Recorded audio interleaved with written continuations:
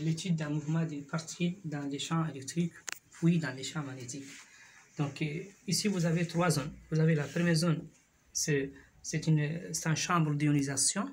Et ici vous avez une chambre là où se trouvent les champs électriques. C'est une chambre d'accélération. Et ici vous avez la troisième chambre, troisième zone, c'est une zone de déviation, là où se trouvent les champs magnétiques. Donc ici vous avez les données, vous avez la charge qui, c'est deux isotopes, c'est K plus 39 et K plus X. X ici c'est un nombre de masse inconnu. Donc c'est l'objectif de cet exercice, c'est calculer X. Et ici vous avez la tension U, c'est la tension entre les deux plaques, les plaques A et le plaque C, ce qu'on appelle VA moins VC égale 10,33 volts. Maintenant ici vous avez les données, c'est E élémentaire, c'est la charge élémentaire. Vous avez ici la masse M0, c'est la masse du proton.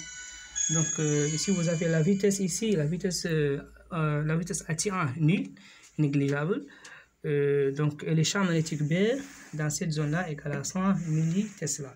Donc la première question, c'est la représentation de la force électrique dans la zone D, là où se trouvent les champs électriques. Donc ici vous avez, pour représenter la force électrique, nous avons la tension U. Vous avez la tension U entre l'anode et la cathode égale à 10 à la puissance 3 volts. Et ici, vous avez cette valeur supérieure à 0. Ça implique quoi? Ça implique que VA moins VC supérieur à 0. Et ça donne VA supérieur à VC. Ça veut dire les champs électriques de A vers C.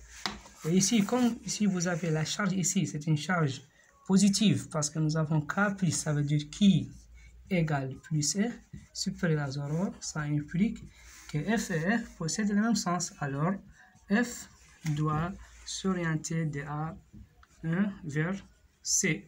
Ça veut dire F ici, au point M, doit représenter comme suit. Ça, c'est la force électrique. Donc voilà, c'est la première question.